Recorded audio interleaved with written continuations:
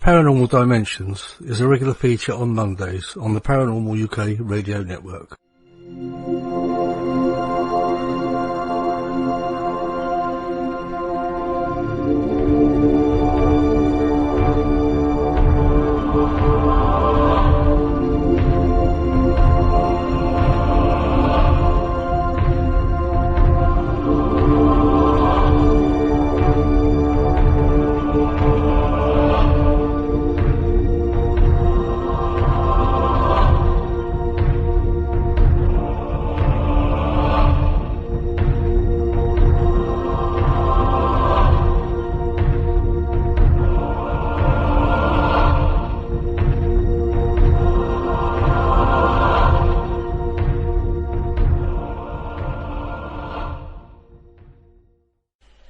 This is Sasha Christie, and you're listening to the Paranormal UK Radio Network, the UK's biggest paranormal network. And this is Paranormal Dimensions with David Young.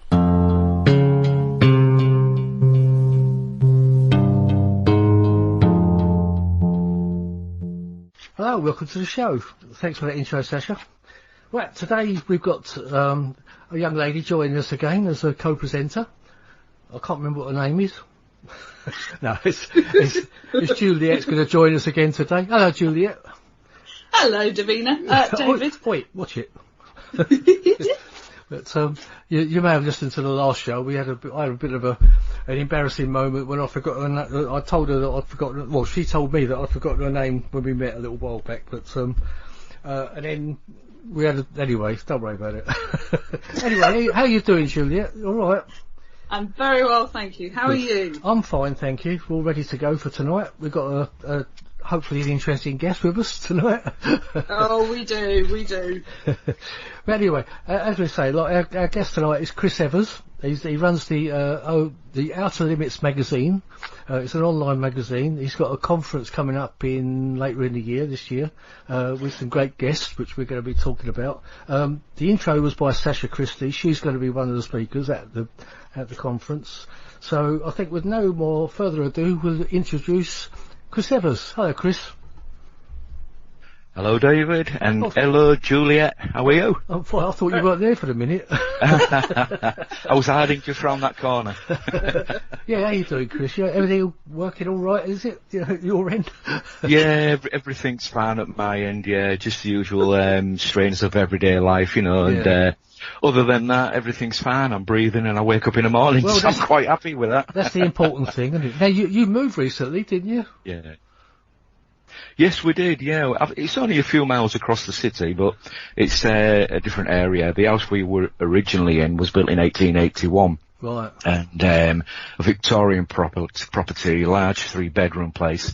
And we're now in a bungalow for health reasons, basically. Not mine, but my wife's. Yeah. And we've been here about 6 months now. She's not doing too bad, actually. She's had a good day today, and she quite enjoyed it when she got out in the conservatory earlier on. It was 40 degrees in the conservatory, so she was well away. Yeah, because I suppose you need to be on the flat surface, do you? No stairs. Yes, yeah.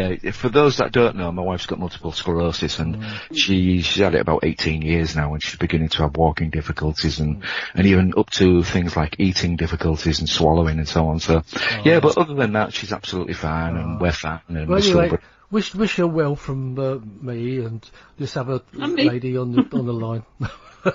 I will do. What's her name again, David? Julie. Julie. Gladys. It's actually Juliet, and for the people out there, it's not Juliet as in Romeo and Juliet. It's spelled Julie.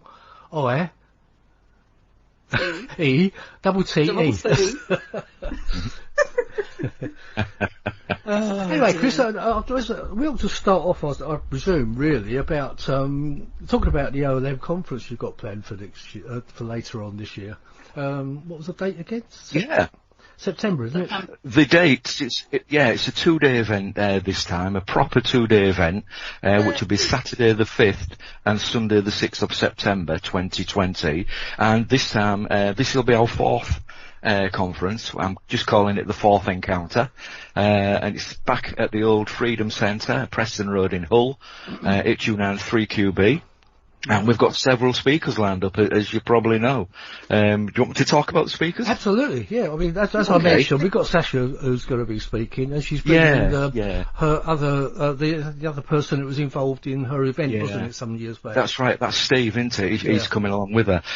Starting the day off on the Saturday will be Hull's own Mike Covell. Mike will be making a second return to the conference. Yeah, I like Mike. He's good, and he spoke at the very first event that we did, I think, in 2017, and it went down okay, went down very well, and he's going to be, I don't know what he's actually going to be talking about this year, to be quite honest with you, but he's starting the day off. I'll be introducing, he'll be coming on first.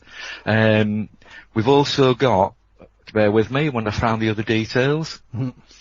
Isn't it always the case when you want to look for something, it goes the wrong way on the laptop? While you're looking, Mike Covell is actually quite an expert on things like Jack the Ripper and murderers, and also a very your local history and the whole. He's absolutely spot on with it. Yeah, he's actually regarded murders and things. Yeah, he's regarded as an expert on the Jack the Ripper case. Hull does have one or two connections to some of the suspects, as far as I'm aware, but what those are, you'd have to get Mike on himself to talk about. We've also got Paul Askoff, who's he lives out in West Yorkshire, not far away from Philip Mantle. He'll be talking as well. Well, let's hope he's talking, yeah. Oh yeah, he has to be talking, mate, otherwise there's no point in him coming. We've also got from the Twin Souls, Philip Kinsella and Ronald Kinsella, who will both be speaking. And now, after we did the event last year in Pontefract, we had Philip up, and I had that many people praising me for the way that Philip spoke about the subject. Yeah. You know, that they wanted to see him again. So I thought, right, okay, we'll get them both down this time. So they're both there. And after those two guys, we've got, bear with me, I'll just bring this one up as well. Oh, our Redland speaker is a gentleman who we've already mentioned by the name of Peter Robbins. He'll be speaking on both days. He'll be making a brief statement about a recent event in the morning on the Saturday, and he'll be speaking again, I believe, later on the Saturday with one of his presentations, and also speaking on the Sunday.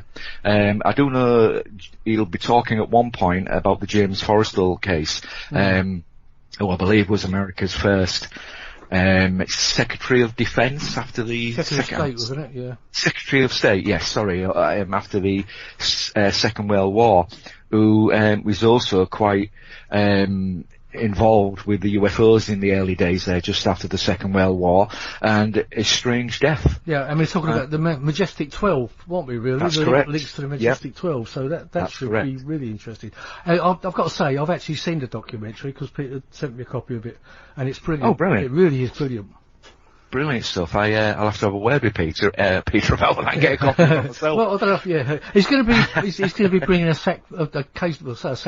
case full over with him, I understand. I mean, for anyone listening out there also at this moment, I've got Peter Robbins on the show next week. So if you make sure you tune in next week, and you'll be hearing Peter Robbins himself talking about it. Brilliant. Also on at the conference, we've got a young lady you've already mentioned, Sasha Christie. She'll be coming along with Steve, who witnessed the strange events in Wales with her, and they'll actually be talking for the first time. Steve will be talking publicly for the first time. Yeah, I've been wanting to meet Steve for a while. Yeah, he's should be quite interesting, that. It will be interesting, most definitely. Also from America, we have two Americans this year. We have Jennifer W. Stein, or Steen, sorry about the pronunciation. I think it's Stein, yeah. Stein, okay. And she was a lady who was actually quite involved with the Travis Walton movie, you know, the one that came out just a couple of years ago, and she will be bringing the latest copy of that to the conference, and we'll be discussing various things about that. Also, she'll be talking about some ancient history type information regarding a place called Gulbekli Tepe, I think it is, in Turkey, which is actually classed as one of the oldest civilizations or cities in the world. Oh, right. So she'll be talking about that as well. Is that an ancient aliens type of thing, is it? I believe it could be, yeah, I believe it could be. So, you know, if the people want to know more about it, they need to get up off the bums and get the tickets ordered. Yeah, well, like I say, talk about tickets. They can get them directly from you. I'll put links on my page and everything for it. But okay, yeah, I'll send you the links at the end of the show. All they need to do. Yeah, go on, sorry, David. All they need to do is just go onto the Outer Limits Facebook page, and I'll put the links on there as well. So if they can't find your page, they can at least find that page and look for it there. Oh, yeah, we'll give some links at the end of the show anyway. Brilliant. Okay, we've also got a gentleman that I think most of us know by the name of Philip Mantle. He's doing his second appearance at the conference. Again, he was one of the speakers at the first event that we held in 2017, and he came out of retirement to do that for us. And he's going to be talking about Pascagoula with all the latest updates and, the information regarding Calvin Parker and Jesse Marcel, which incidentally we'll also be doing a show about that, which is coming out on February the 12th on the very same network you're listening to now. Yes. So there you go. Is that it? Are you finished? That's it, yeah, I'm finished for now, David. Wasn't there another American? I need to take a breath. After you said Peter Robbins and Jennifer Stein, was there another one? Peter Robbins. No, there isn't. There's Peter Robbins and Jennifer Stein. Right. Those are the two Americans that are coming over this year. Oh, right. Because I know Peter said to me that he's coming over with two friends, so I'm not quite sure who the other Yes, he is. He's coming over with two friends, but the other one isn't speaking. Ah, right. Okay. Right. That makes sense now, then. But, so he'll obviously be at the meet at the conference anyway, so... Yeah. Okay. More than likely. Yeah. I think he's coming over with two ladies. So that's yeah, all I can tell you. It's Jennifer Stein and whoever the other one is. Yeah. So is Philip Mantle still talking about the alien autopsy? Has he got a new? He's got a new book out, an updated book. Well, the book itself isn't new. It is updated. It's his original publication with all the recent events that have taken place in America, with people like Richard Dolan coming out and saying the AA film, or suggesting, should I say, that the AA film is real. This Kit Green information that came out and so on. But Kit Green's actually changed his opinion on it now anyway. So, yeah. It's a hoax. It's the biggest hoax going. It has been since 1995. It's crazy. I really can't understand these serious researchers saying it's real. I really don't get it. When you've got people like Kerry Cassidy coming out saying it's real as well, and you've got, it's ridiculous. Well, it is ridiculous. At the end of the day, it has been proven to be a hoax. It doesn't matter whether or not, people come out now and say it's real. Well, where's the evidence that it's real? Enough evidence has been shown from people like Spiros Milaris, and from Philip to prove that it's a hoax. Yet other people, for whatever reason they want to believe in it, they're pushing it forward as something real. It isn't real, ladies and gentlemen. Don't bother with it. Forget about it. It's the biggest fake thing going in the UFO community at the moment. Although it's quite fun actually reading about the fake, isn't it? How it was put together. Oh, yeah. When Spiros has been on my show, he's been on your show. We're actually doing a conference thing in Woodbridge in Suffolk, if anyone's interested, on August the 31st. I think that's the bank holiday August. Bank holiday weekend, I mean. Which should be interesting. Yeah. I don't know if anyone... That sounds like it's the week before the Outer Limits magazine conference. I think it is actually, Chris. Yeah, right. So people can go and watch that, then come up to Hull and see us. Yeah, absolutely. I mean, I'm hoping Spiros will go to the Outer Limits conference again, will he?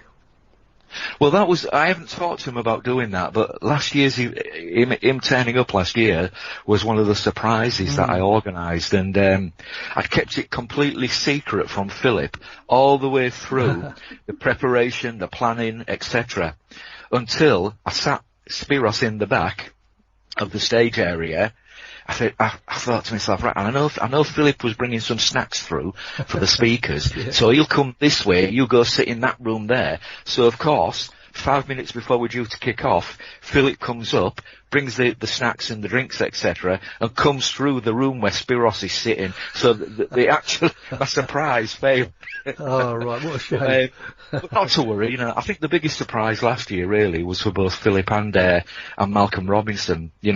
I was actually speaking to them both about the other person for the award for being involved in ufology for 40 years. So none of them knew.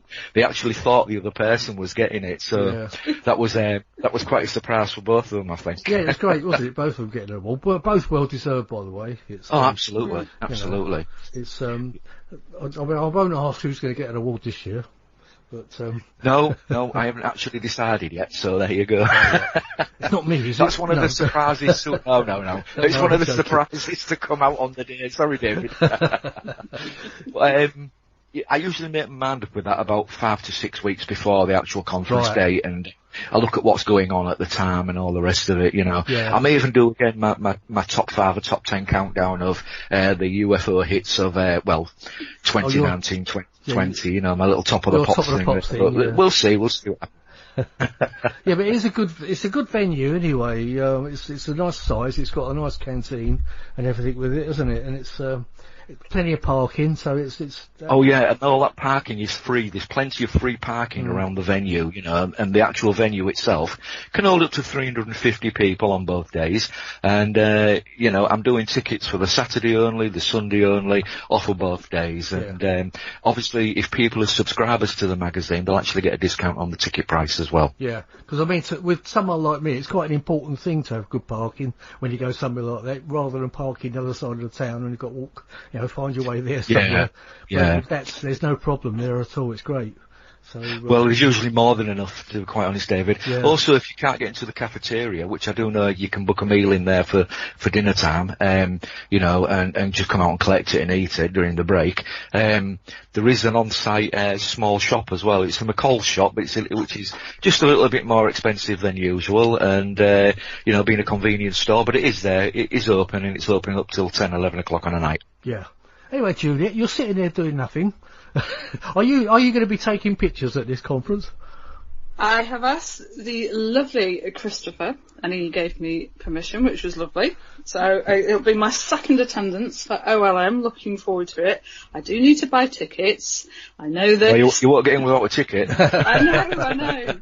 I'm gonna see if I can. I'm also going to be using my camera as well, Juliet, this year to see if I can grab myself some pictures as well. You know. Oh, you were so fraught last year because it was like, are you alright? And you were like, I'll be okay. It was like, respect. Anybody I who's actually, I actually thrive on the adrenaline of it all, to be quite honest with you. I actually quite enjoy it. Spiros came to me afterwards, actually, Spiros Malaris, and he said, what a really enjoyable show, considering you've done absolutely everything yourself. He said it's brilliant. So, you know, I'm not there to get any praise or anything like that. I just want to get the right information out to people, you know, so that they actually can be informed, which, as you know, is one of my sayings. Yeah. Oh, he's a lovely guy as well, isn't he? Yeah. I understand Stefanos is coming back as well. Yes, he is. He won't be doing any speaking, but he's coming back. No, but it'd be great to have a chat with English friends, he says, you know. Yeah. Yeah. He was brilliant. He was sort of more gesturing, and we were like, I can't speak Greek. It's okay, I gesture. It was like, he's had such a fantastic, everybody just loved him. He was just absolutely when I actually brilliant. met him, I said to him, you can say what you want, Stefanos, but it's all Greek to me, mate. So I just let him with that and walked away, and he just looked at me like I was daft. Yeah. I mean, to be honest, his English is very good. And we're talking about Stefanos Panagiotakis, aren't we? In case he's not, and he was one of the investigators that looked into the Pascagoula affair on the side of the Hickson side of it, rather than the Calvin Parker. That's correct, yeah. He actually came over, didn't he? And he came over to Pascagoula, should I say, and he met up with a Greek priest over there who gave him a bit more information about what had happened, because I think the Greek priest and two other people were in a car driving over the bridge at the time, and they actually saw something, as far as I'm aware, and through the priest, Stefanos actually met Charlie Hickson, and he got to speak to him, and you know, and what an honour to meet somebody like that who would experience something like that. Yeah. Oh, he's he's been on your show, he's been on mine as well. We sort of passed our guests around quite a bit. I think by accident most of the time, isn't it? I think we sort of... Yeah. I think what we should do, you know, we should get in touch with the Paranormal UK radio network, and we should have a public list that we can see who's coming up on who's Yeah. on what show and when, so, we don't all get the same speaker on in Yeah. the same week. Well, that's what I do now. I mean, I don't know if you noticed, but I start putting out who I've got coming on for the next 4 weeks. So it gives anyone who Yeah. else who's got an idea of booking somebody, so they can see what's going Yeah. on, Yeah. It's a good idea. It should be done. Yeah. I mean, I know some of the shows run sort of week to week. They don't quite know who they're having on, do they, week to week? But I can't Well, work that's like true, that. yeah. I've got to I try mean- and book people months in advance if I'm going to do it. Well, we've got, as I say, we've got a show coming up next week, and Calvin's on that. He's speaking, as I say, about the recent Justin Marcel revelations. He met the then Lieutenant Colonel Marcel, who'd retired, who was, of course, a major at the time of the Roswell incident. And he met up with him and spoke with him about one or two things, which, if people want to know what it was, I do know it's being made public now. And I think it was in the British newspaper, The Sun, today. I think there's something online today, about was that. it? Okay. Yeah. Yeah. But Yes, we speak a little bit more in depth to Calvin about it. Oh, excellent. Well, she'll have to catch that one. Oh, it's... He's a the lovely Sun guy, is- anyway. Yeah. The Sun article is actually quite good considering which newspaper it is, because I was looking at it, it was like, hello. So, quite well written for a change. Yeah. You can't say that. Yeah, but don't you think things have changed though since the New York Times article on the 17th of December 2017, where the Pentagon admitted that they had used a secret program to investigate UFO reports. Definitely. And this tic-tac information has come out as well. I think a lot of newspapers have changed the stance on it, which can only be for the good. Yeah, certainly. I mean, things do seem to be opening up, don't they? All this thing about, I've spoken to a few guests about disclosure, and I think disclosure is already really happening, and you've just got to dig for the information rather than it sort of being handed to you. A lot of the files that are coming out, as you know, if you look through a lot of those files, you do see a lot of interesting stuff. Well, that's true, David, absolutely. And people used to speak to me about disclosure. Do you think it will happen?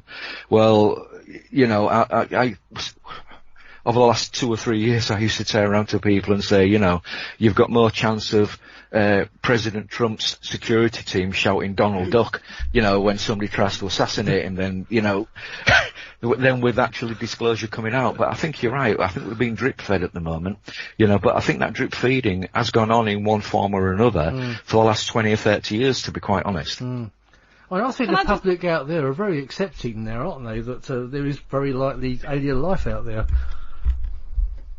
Yeah, I mean, when you look at the size of the universe, the galaxy, our solar system, etc., there has to be some form of intelligent life out there, and the odds for non-intelligent life, I also think, are quite high as well. Especially when, I don't know if you saw the recent edition of Outer Limits magazine, there were 2 planets that were mentioned that I put in that, regarding one which is only 100 light years away, which is in the habitable zone around its sun. And I think, if I remember correctly, that was around Sirius. So, I think it was Sirius B, to be quite honest. But, they are finding more and more planets. I think we're up to about 3,500-4,000 now, of extrasolar planets around other stars. The odds are that one day one of them will be discovered that have got life on it. Absolutely, yeah. Gentlemen, can I just, going back to disclosure, Yes. can I ask you both, what do you both think has changed, say, in the last 5 years about disclosure? What are your thoughts about that? How's it progressed? Do you want to go, David? My thoughts on it, I think there's a lot more, but if you like, I think there's a lot more frauds coming forward, saying that they've been involved in this and that, and it's very difficult to sort out the wheat from the chaff a lot of the time, with all these fake UFO videos and stuff. But I do believe also that there's been a lot of stuff released that, as I said, that is actually, I'm talking about the real files from the FBI and the government files and everything. And I do think that a lot of it is actually there if you search for it. Amongst all the tens of thousands of sheets of paper, you do find an awful lot of stuff that it basically admits that there's stuff lying around up there. They don't know what it is. Absolutely, yeah. My opinion is, I agree with David. There are a lot of fraudsters out there who just want to get the 15 minutes of fame for some reason, and coming forward and saying this, that, and the other, or they're involved in this, or they did that, or they're being abducted, or whatever. But as we talk about this right now, I think we're actually sat here waiting for the British government to release what they say, which they actually said last time, is the final lot of information on UFO reports they've investigated. So this is the second lot of final information that they're putting out. I was going to say, about 3 years ago they released the final amount, didn't they? That's correct, yeah. That's and then they've had another final lot about a couple of years ago, and then now they've got another final lot. So how many more final lots have they got? Well, I think they'll keep going, mate, to be quite honest with you. But like you say, in all that chaff, there has to be a little bit of wheat somewhere. You know what I mean? That is usable, that we can look at and investigate. As I say, with this newspaper report from the New York Times, and they've actually, I don't know if you know, but the US Navy recently altered the reporting procedure for UFOs. They've actually brought that out and made that, when they investigate them, they brought that out and made that easier for people to report sightings or any encounters that they have. They've actually changed the procedure with all that as well to make it easier for the staff, should I say, the naval personnel or whatever, to report things. Nobody's taking they're not calling us idiots anymore, let's put it that way. There's something behind it. I mean, and also you've got to mention the thing about they changed it from UFOs to UAPs, didn't they? Because there were so many requests coming in about UFOs, that they thought, oh, well, if there's so many people asking for UFO reports, let's give it a different name, so they've got to actually ask for those reports as well. Yeah, so they can add a little bit that they don't want people to know about. And don't forget, if this is what they're releasing now, what are they keeping back still? Oh, definitely, yeah. I think there's a lot of military stuff that's held back. And of course, we're just talking about the UK and the US, aren't we? And there's also all the other governments in the world. I mean, I think the Russians have been holding back a lot as well. I don't know personally a lot about the Russian side of things, but they will hold certain pieces of information back. I do know the French government have released files. I think the Argentine government have released files as well. So, more people are releasing information out there for the general public, but I still think they'll keep the real meat, the real juicy bits of meat back for themselves. They'll think, well, poor old public can't deal with this. Oh, the world will collapse. Oh dear, what we're going to do? What a load of poppycock. We're intelligent enough and sophisticated enough nowadays to actually accept the fact that there is life out there, and it may have been visiting this planet for certainly 70 years, if not hundreds or even thousands of years. Sure, yeah. And also, let's talk about interplanetary stuff, but I think a lot of it's interdimensional anyway. I believe the government also knows more about that too. Well, my own opinion, I'm really a little bit old-fashioned in my beliefs, David. I think they have to have some form of faster-than-light transport, a warp factor, if you want to put it that way, to enable them to travel through the universe, through the galaxy, or our solar system. I certainly believe that. I don't believe that they're kind of like going to a different dimension, a fourth dimension, a fifth, whatever. I personally, I'm a little bit more old-fashioned. I'm more of a nut and bolt type believer than anything else. I mean, there has been sort of like some evidence to support that, though, isn't there? When you look at things like ghosts and other paranormal occurrences, I believe there's a lot of links between sometimes alien and ghosts and everything like that. Like when you see an alien, it might be a ghost, or when you see a ghost, it might be an alien. I think there's a lot of that going on. Yeah, well, I'm not so stuck in the mud, shall I say, that, I won't change my opinion if the right evidence comes along. But for me, for now, until that right evidence comes along, then I'm happy just to sit where I am. Yeah. Kind of like on the fence, I suppose, really. Yeah. But, it's, at the end of the day, we're all looking for the answer to what is what and why it is. Yeah. I mean, because we hear about the reptilians, and they're on a different vibration plane. Well, basically, they're in a different dimension, you know, and they control. So how do they come through to us then, David? Well, I don't know. I mean, I wish I knew. I could make a lot of money Well, out of it.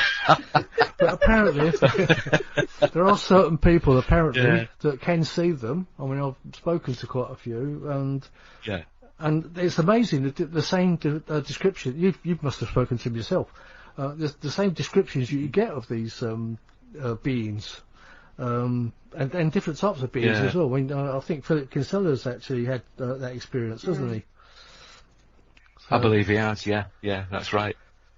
You know. But it's again, it's having the proof, the 100% proof, I mean, which we're all looking for. You know, it's you know, like I say, if Philip came to me, or you came to me, or you know, Jeanette came to me, or Jennifer came to me, or Mike, or Sid, or Jeffrey, or Mark, whatever came to me with the right information, or Juliet as well, if you want that one. If you came to me with the right information and showed me, you know, the proof, then fine. You know, I'll accept that proof.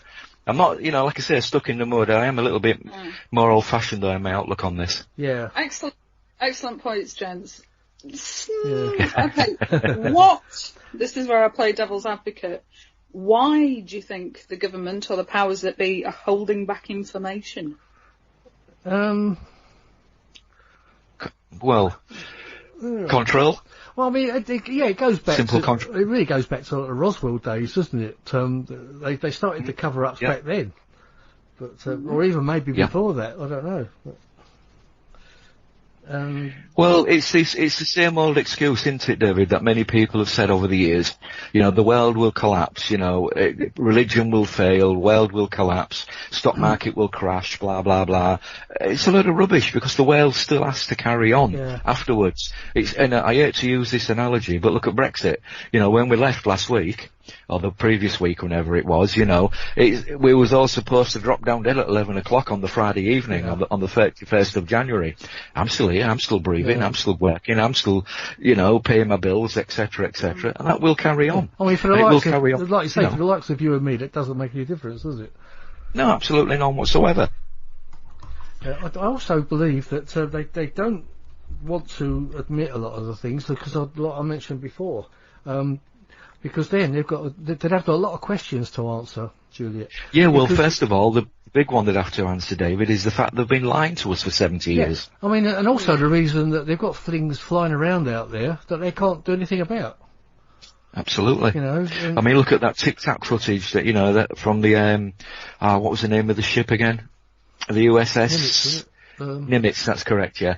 I mean, the footage from that, you know, the expletive language that the pilots use, you know, they can't keep up with them. They just can't. And the manoeuvres that they make, which we've all known about since Kenneth Arnold's sighting in 1947, you know, the speed that those craft that he saw were moving along, he estimated them about 1,200 mile an hour, you know, but I don't know if you've noticed, but as reports come in, the speeds of these craft have actually increased. Some are suggesting 20,000 mile an hour, you know, more than we could travel. So it's either something, as you say, that is interdimensional, or it's just a nut and bolt spacecraft that has got some kind of fantastic braking system and inertia damping field that stops the occupant from being flown around inside of it, you know, and being killed because of the way that they fly them, or it's something from a different dimension. Well, like I said, on a vibration plane, they might have a way that was a vibration. This is why I think some of them become visible at certain points to certain people. Because that person, their line of vision or sense, if you like, is right in line with what that vehicle is. So that makes it visible to them. And I do think there's also a lot of things where people seem to be able to call these things as well. I think we spoke about that before, didn't we? We have. I was sort of thinking again. Going back to the Sun article today, and it was saying about the gentleman in question that he'd hidden parts of the craft in a heater, and it was like, I wonder how many people out there have got footage of things and they've never shared it, audio recordings, photos. There's all this evidence out there that needs to be shared, but you've got all these people going, Should I? Shouldn't I? Will I get ridiculed? But going back to what you've both said, the acceptance is getting better. There's still resistance, as always, but there's got to be something out there that, again, hasn't been released. With where I work, you both know where I work, for obvious reasons. I'm not going to say where. That sounds really dodgy. It's not the Ministry of Defence, by the way. But there's elements of things that I do within my job that I go, why is this not public knowledge? Is it to protect the public? In some instances, yes, it is. Some of the things I've seen and I've gone, I can't talk about this, but this would be really interesting for an article, and I can't. So I kind of agree they hold back, but I've got to be careful, no disrespect to either of you, with what I say sometimes, because I'm under a media policy. Well, also, I mean, like, you know, I've worked in the defence industry as well, so there was things I couldn't talk about at the time. And it's like, well, I used to sell fish. I thought, seriously, I did. That's a bit fishy. Did you find Nemo though? That is the question. No, I'm still looking.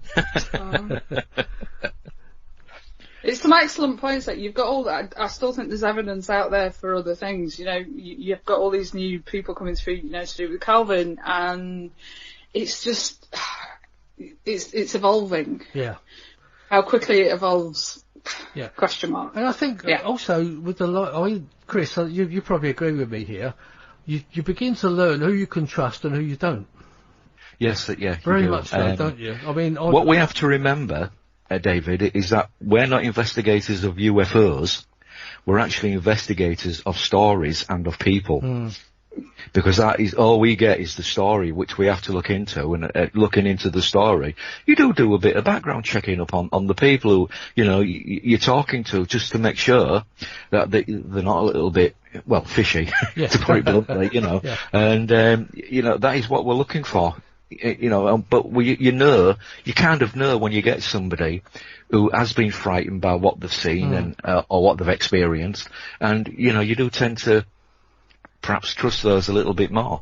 I mean, we mentioned Peter Robbins. He'll be making a statement about something at your conference, but I wanted to talk a little bit about.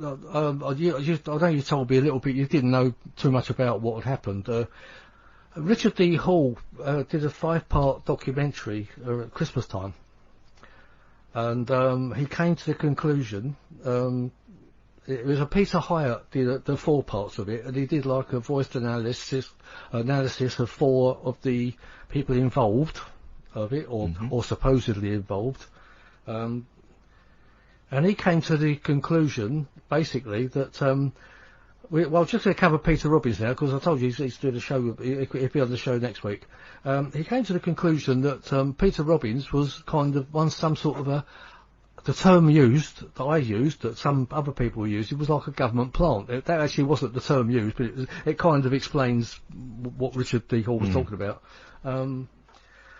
Now, I think you know Peter well enough, as well as I do, to know that it's just complete rubbish, really. Yeah, it's complete rubbish. I think conspiracy people will always have a conspiracy they want to bring up or they want to hide. It doesn't matter if the truth is in plain sight. They will find a conspiracy about it, you know, to actually bring out into the public. I think Peter Robbins is one of the most truthful people that I can actually think of, to be quite honest with you. You know, I think he was drawn into a subject. He was specifically picked to be drawn into that subject, and he's paid the price for it. And he's apologised to everybody in the UFO community, and that should be the end of it. Simple as. Yeah. Oh, it was great bravery, I think, in doing so. Because I mean, he spent basically 30 years of his life in this, on that subject, didn't he? In that particular subject with the book. Yes, he did, yeah. And he brought out a couple of books on it as well, you know, backing up the person who claimed to have been involved in something that most people don't think he was involved in. Well, I mean, I think it's been proven now, well beyond doubt, that he wasn't. And because the proof is out there, and it can be proven. Peter has seen that proof and he's accepted it, and he's done his own investigation as well on top of that. I mean, we've got other people saying that, he's just fell in line and he's being bullied by the likes of Colonel Holt and myself and Sasha and everything else, but that's just not the case at all. What has he got to gain? Well, yes, what exactly. does Peter Robbins have That's to right. gain from lying about something, or he's got absolutely nothing to gain. I'm sure if he was a government employee, a plant, I'm sure his income would be a hell of a lot better than it is. Yeah, that's right. Oh, yeah. Then again. Well, I think that was the suggestion that he actually was getting a payoff from it, which I think is quite an outrageous claim, to be honest, without any sort of I think that's insulting. Yeah, I do too. And, Very insulting. And as Peter said, he actually said that Richard D. Hall should speak to him about it rather than putting out false, well, not false. I mean, let's not say false. Let's just say conjectured theories, basically. Yeah. It's and I think he's right. I mean, I don't know why he didn't speak to Peter Robbins. He's got the facilities to interview. He interviews lots of other people. So why didn't he speak to Peter Robbins? Exactly. I'm sure Peter would speak to him as well on Skype, Definitely or would. even on the video side of Skype as well. If you wanted to do that, I'm sure Peter can explain his involvement in why he got involved, etc. And at the end of the day, Peter's already done that. Peter has put a statement out on his Facebook page. I know it was a number of year ago now, and if people want to see it, they just go to Peter's Facebook page and have a look at that. Yeah, there's plenty of it out there. That's right. Oh yeah. And I'm sure it's not over yet. I'm sure he'll be saying some more about it anyway. Yeah, most probably it's the Rendlesham Forest incident, the case that likes to keep on giving, really, isn't it? Yeah. Well, I thought it was a bit. Richard D. Hall called this series 40 Years of Lies. How he comes to that conclusion, I think he can come to that conclusion with one specific person, because that could be proven as well. But how? With the other people involved, why he didn't get John Burroughs actually within that investigation, I don't know, because he put it in Jim Penniston, Colonel Holt, and Larry Warren, and actually Peter Robbins. They were the four people that he kind of investigated, if you like. But he did come to the conclusion, as we all did, about that certain person. Yeah. I mean, when we look at Colonel Holt, I mean, as you know, we had him up in Hull a couple of years ago now to do a conference up here. And, I mean, I don't know exactly how old he is, what he's getting on, but he's as sharp as a pin, he really is. He's 80 this year. And, well, there you go. It's just sharp as a pin, and he remembers absolutely everything from the incident. Now, we all know that the tape that was put out, there are a couple of breaks in the tape for whatever reason, and why that happened, I don't know. But at the end of the day, talk to him, talk to the guy. Yeah. If he's got something that you think is hiding, then speak to him, and get the truth from the horse's mouth. Well, Colonel Holt says that the brakes, there aren't really brakes. That's where he kept on turning it on and off. He wasn't running. Right. He wasn't running continuously all that time. Yeah.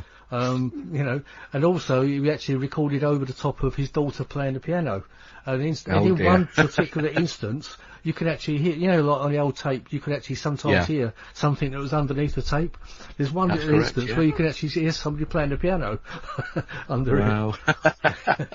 There's just one little spot, and you think, oh, well, he was telling the truth there then. But he says that I think it's about 17 minutes. And he said that is the whole tape. There's no, there was no editing or anything like that. I think we just have to take that as face value, don't we? We can't. Well, you've got to. You have to accept what people say. Like I said, we're investigators of stories. We're not investigators of UFOs themselves. Well, I did a conference with Colonel Holt last year, which was very successful in Woodbridge, which unfortunately you couldn't make. No, I couldn't make, unfortunately. But again, he told a few things that were new to me about Kit Green being involved in the.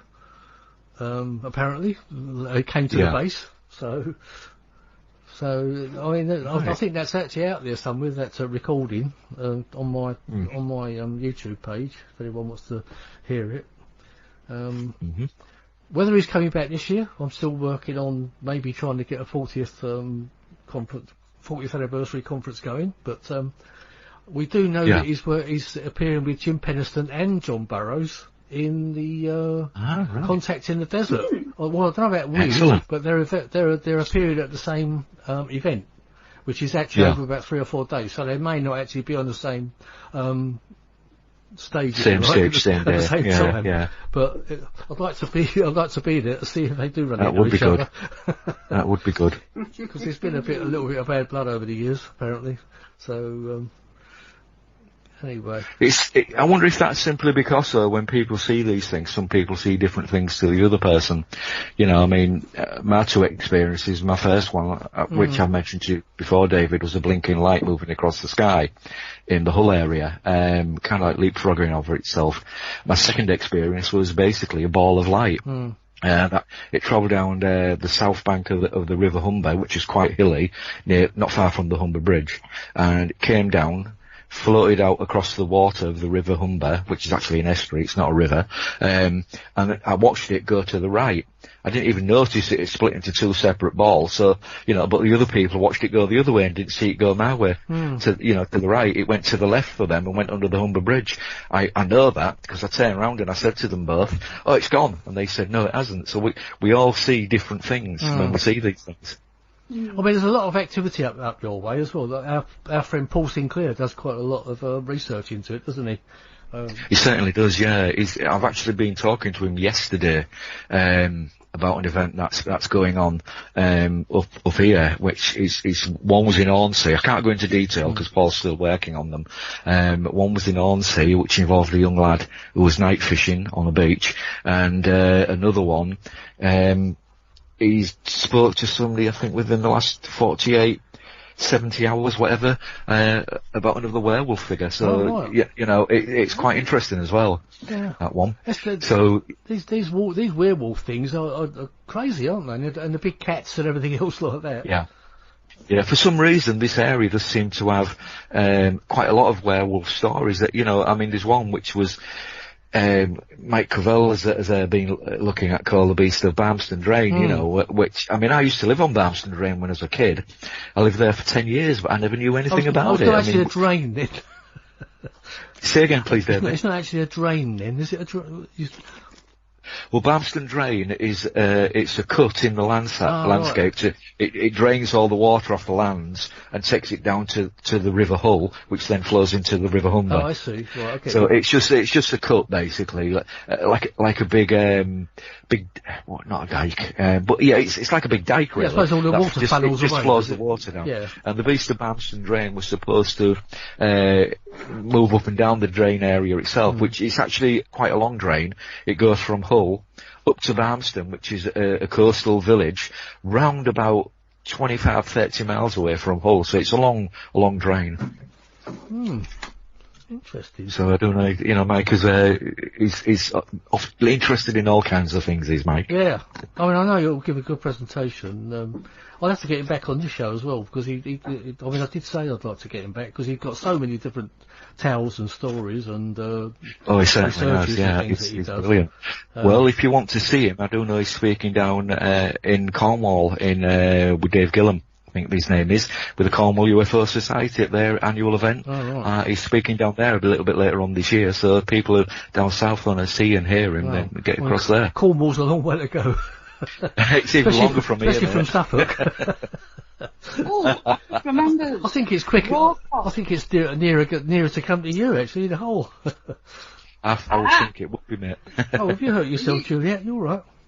No, Rawcon. Mike's speaking at that, and Chris. Yes, he is. He's speaking at Rawcon on. He's actually on before me. Yeah, he's on from 10:15, I think, on the 29th of February, and I'm on from 11:15 until 12:15. So we're doing about an hour each. Yeah.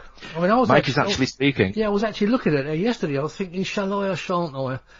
But I was actually thinking about like the Saturday evening thing, because Andrew Collins is going to be there, and Yvette Fielding.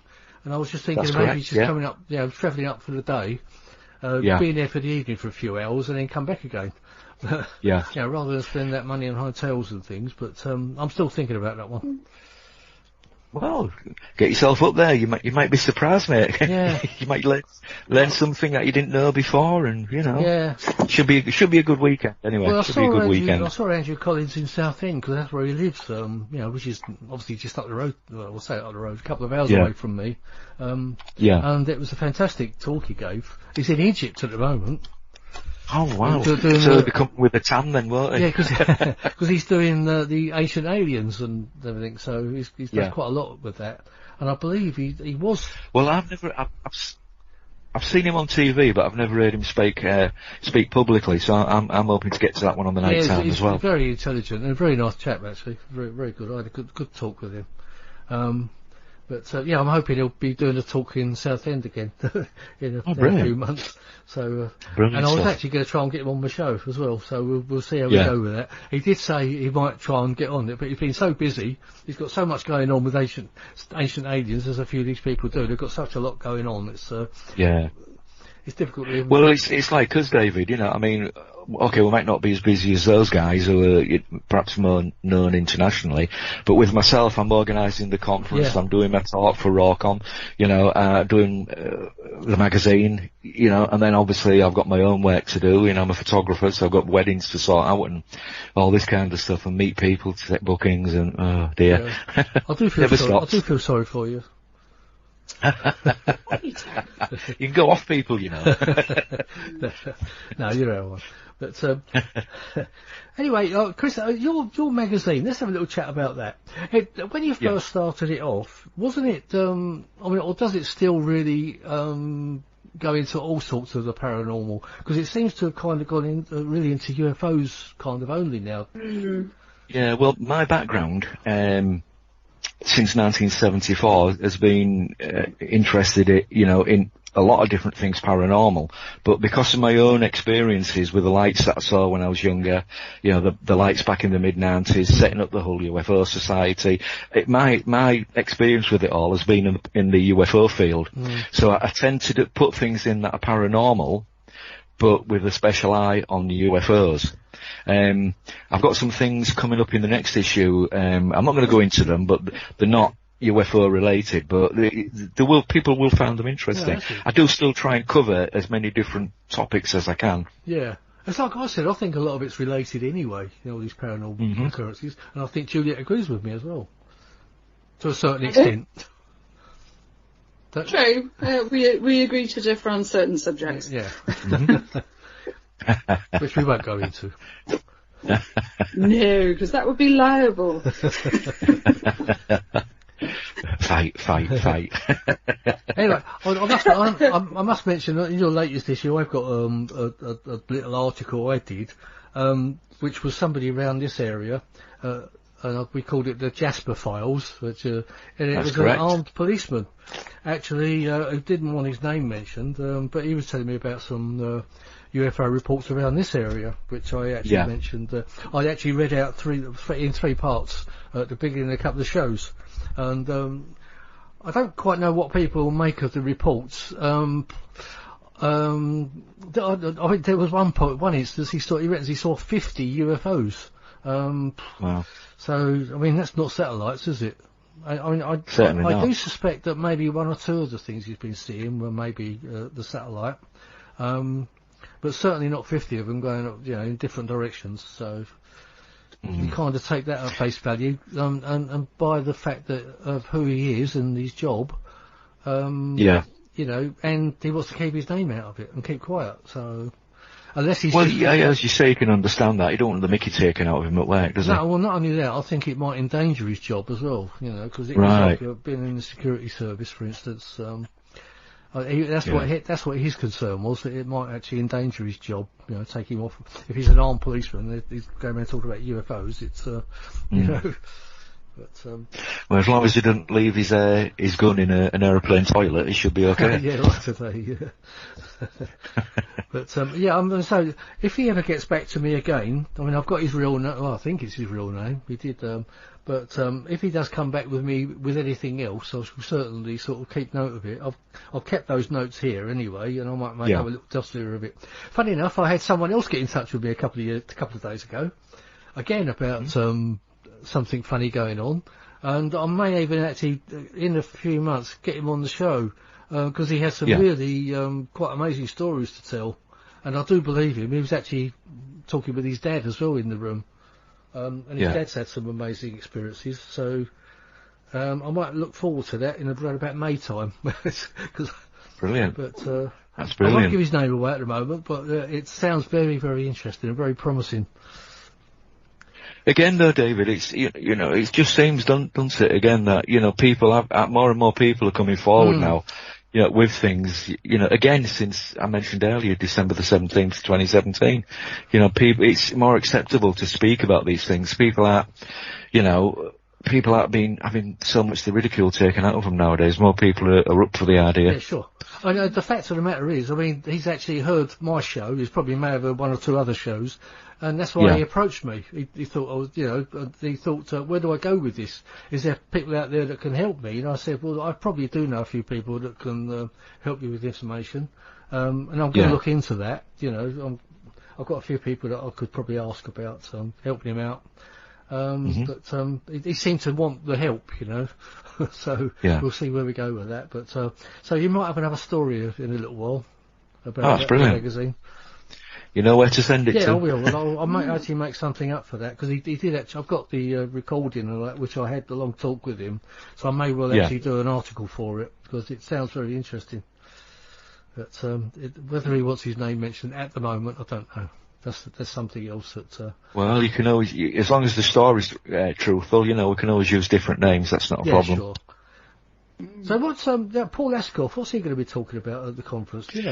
Now, I knew you was going to ask me that. I did ask Paul quite recently, but I've actually forgot because I didn't write it down. Oh right, okay. He's going to be talking about. Do you know the book that is recently out? He did mention it, but I can't remember what it was called. Yeah, I can't remember now. Sorry, Paul. He's going to kill us. But he's going to be talking something along the lines of his recent publication.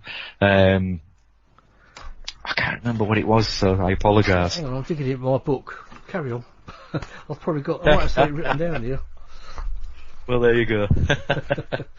But also, I mean, we've got to congratulate Ron Kinsella, because he had a #1 book recently, a fictional book, and I think it's still selling pretty well too.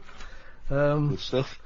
And also, Philip's just got a new book out, hasn't he? Or it's on its way out. I don't think it's been released yet. On its way out, yeah. He's. I think he's finished all the editing work on it, and it's going over to Philip Mantle to get sorted out, as far as I'm aware. Yeah, well, apparently that's going to be. So I can't find the page where it's on. But when I had Paul on the show, I thought I'm sure he must have mentioned that book. I know I've heard it. Anyway, I can't find it. Right, sorry about that. But anyway, so you can't tell us much about what Paul's talking about. Okay. Well. No, I'm afraid not. Not at this precise moment. No, that's all right. I'll probably find it when the show's over. I'm actually looking for it while I'm speaking. So if you want to, I was just come back through my book. I can't find the page. But I mean, what other guests you got coming on soon? Well, as I say, we don't really plan too far ahead. I'm hoping to get Diane Tessman on, who's just recently released a new book. She's basically the book is our UFO visitors, human visitors from the future. Guess what? And she's looking at that. Go on. She's booked for me too. When is she on? Hang on, I'll tell you. Hang on a minute. I've got the. I'm just trying to get my page. Yeah, I think it's in April time. No, it might be March. Oh, come on. I'm looking at the end of February, so you might beat me to it. It might be about the same. So I'm just trying to find more. Handbags at dawn.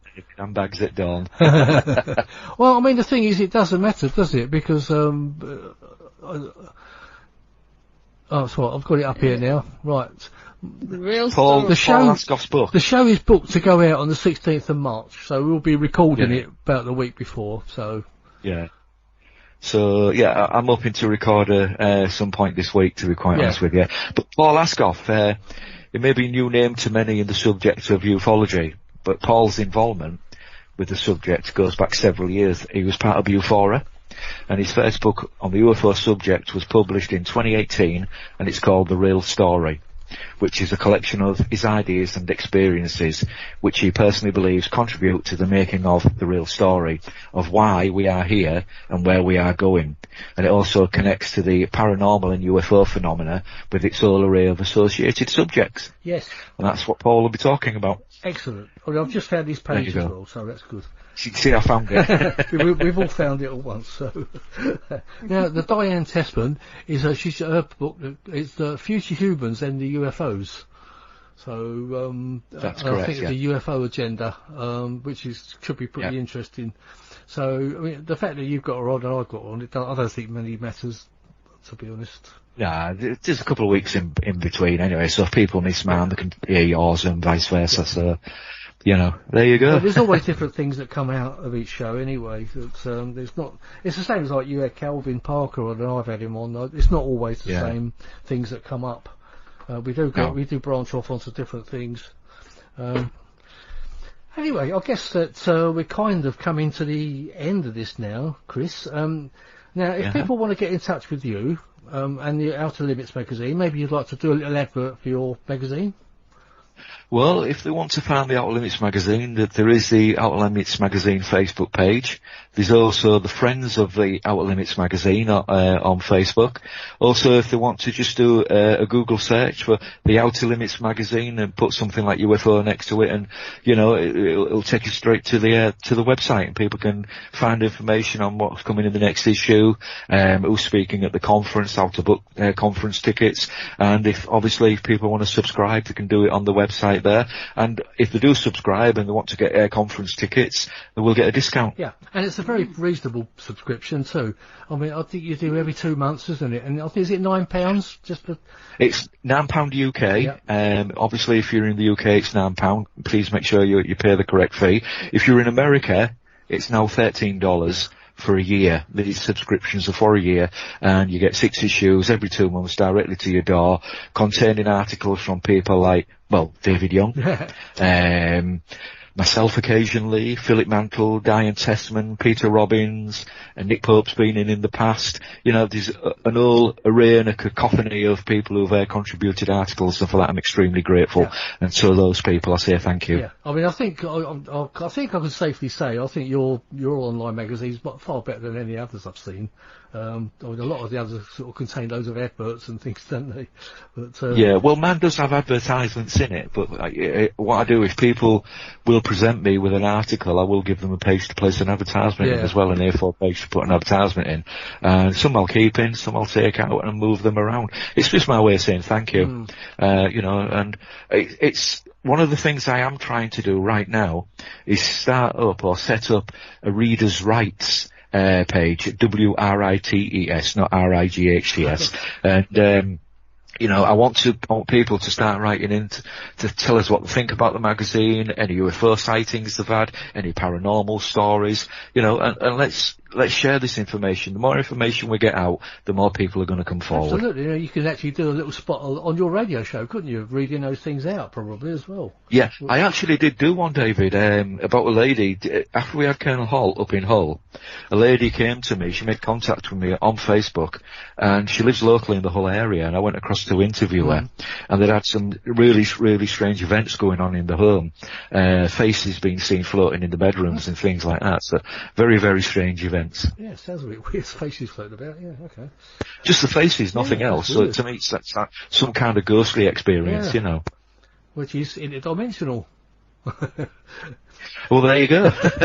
Anyway, I guess on that note, UFOs as well, so that's another one. Anyway, for everyone listening out there, I will put links on my Paranormal Dimensions page to Chris's magazine and his radio show as well. We don't work against each other; we all support each other. So, anything else you'd like to say, Juliet, before we kick you off and let you go? Kick me down. I'm just going to hide in a corner and cry. Why are you going to cry? What have you done to her, David? Yeah. You know I don't mean that. I know you don't. No, lots of thought-provoking points. Yeah, I think we've covered quite a lot. Yeah. Very much so. So, gents, thank you very much indeed, as always. That's all right. You'll be back again, no doubt, on another show in the future. Yeah. Yeah, it's all right. I'll send you a check in the post. Okay. Don't worry. Yeah, don't worry about it. Oh, dear. Make sure you sign it though, Juliet, because you don't want it to bounce. Yeah, they want one of those rubber ones. Anyway, there we go. Thanks very much for coming on, Chris. It's been a pleasure. And Absolute pleasure. Looking forward Thank you to very seeing much. you in September. If not before, which I don't suppose I'll see you before that, but you never know. Might bump into you. Well, you somewhere. never know. You never know where we might turn up. I can't be going to Awakening this year because I've got a wedding to photograph on that date. So there you go. So I won't see you There there. you go. I'm not sure I'm going this year anyway. But there again, I've been known to change my mind at the last minute. So anyway, good night, Juliet. Thank you very much for joining me and helping me present this show. And Chris, thanks again. And Not a problem. speak to you again soon. And everyone out No there, problem. thank you for listening. Thank you. Bye bye. And thank you for listening. You've been listening to the Paranormal UK Radio Network. This is Paranormal Dimensions. I'm David Young, and thanks for listening. Bye.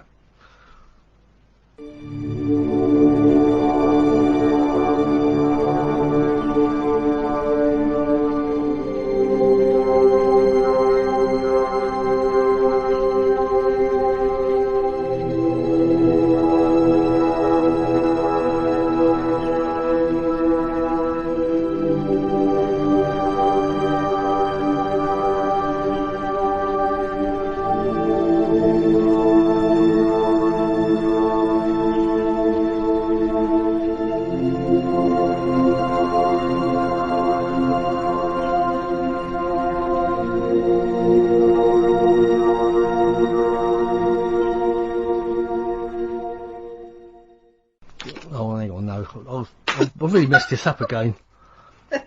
You know, I don't have trouble normally. Right, I'm going to start again.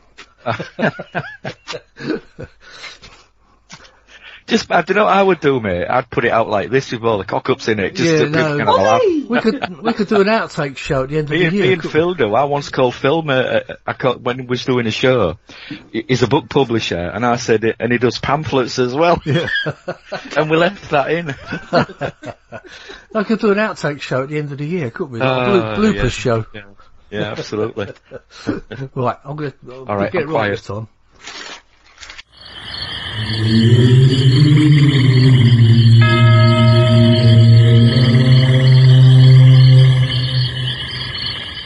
Paranormal Dimensions is a regular feature on Mondays on the Paranormal UK Radio Network.